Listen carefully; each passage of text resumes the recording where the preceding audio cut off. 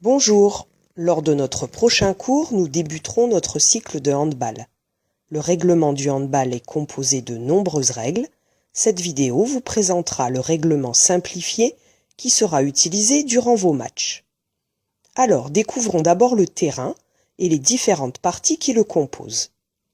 L'aire de jeu est un rectangle de 40 sur 20 mètres, comprenant une surface de jeu et 2 surfaces de but. Les grands côtés sont appelés lignes de touche, les petits, lignes de but. Le but est placé au milieu de chaque ligne de but. À 3 mètres, devant la surface de but, une ligne est tracée en pointillé. Il s'agit de la ligne de jet franc. Entre la ligne de jet franc et la surface de but, un trait indique la marque du jet de 7 mètres. Au milieu du terrain se situe la ligne médiane, au milieu de laquelle le ballon est mis en jeu au début du match et après chaque but. Le joueur effectuant l'engagement doit se trouver avec un pied au moins sur la ligne médiane.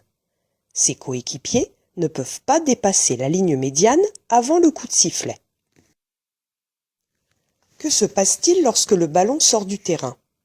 Si une équipe fait sortir le ballon en touche, l'adversaire remet en jeu le ballon à l'endroit où le ballon est sorti, en mettant un pied sur la ligne. Si un défenseur fait sortir le ballon derrière sa ligne de but, un attaquant le remet en jeu par un jet de coin.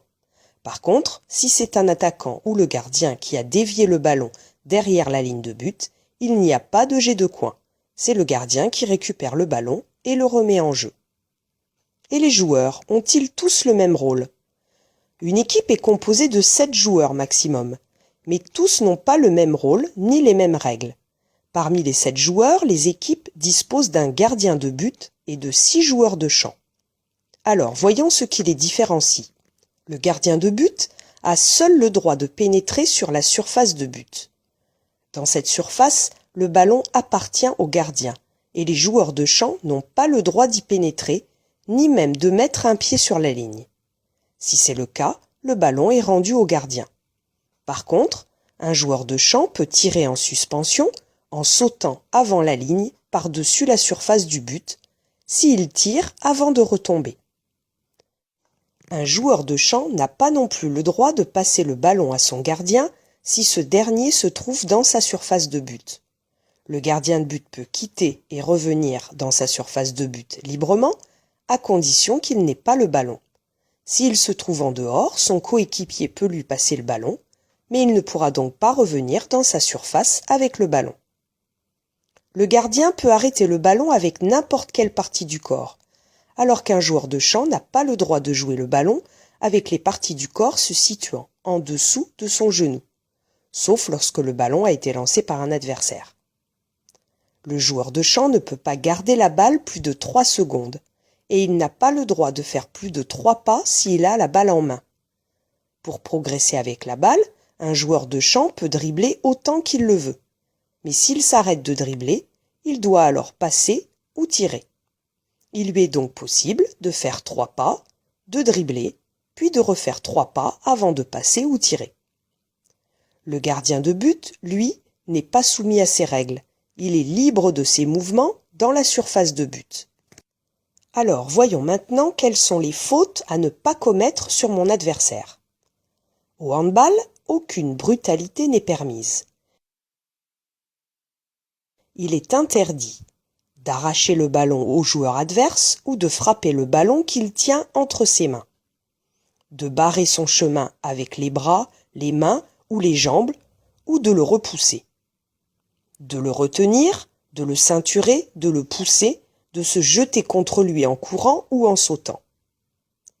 Tu peux gêner ton adversaire, mais sans le retenir, ni le frapper, ni le pousser. Quand tu n'observes pas une règle, l'équipe adverse reçoit le ballon et le remet en jeu à l'endroit où tu as commis la faute. Ton équipe devra alors observer une distance de 3 mètres au minimum par rapport au ballon, jusqu'à ce que tes adversaires aient effectué une première passe. Si la faute est sifflée entre la surface de but et la ligne de jet franc, c'est-à-dire entre 6 mètres et 9 mètres, le ballon sera remis en jeu derrière la ligne de jet franc. Pour cela, toute l'équipe attaquante devra également se positionner derrière la ligne de jet franc jusqu'à ce qu'une première passe soit effectuée. L'équipe en défense, elle, devra donc se positionner sur la ligne des 6 mètres pour respecter la distance des 3 mètres. Si en commettant une faute, tu empêches manifestement l'équipe adverse de marquer un but, par exemple en tenant le bras de ton adversaire lorsqu'il tire, son équipe aura le droit à un penalty.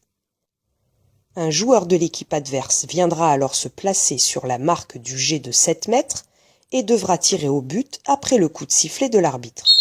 Aucun joueur, ni les attaquants ni les défenseurs, n'auront le droit de rentrer dans la zone des 9 mètres avant que le joueur n'ait tiré. Alors, comporte-toi toujours en joueur fair-play et agréable, que ce soit avec tes adversaires, tes partenaires ou l'arbitre, et ne mets jamais en danger ton adversaire. Et si tu te comportes de façon antisportive ou si tu joues délibérément de manière déloyale, tu devras sortir du terrain 2 minutes au moins. Voilà, cette vidéo explicative est terminée et il ne me reste plus qu'à vous donner rendez-vous à votre prochain cours.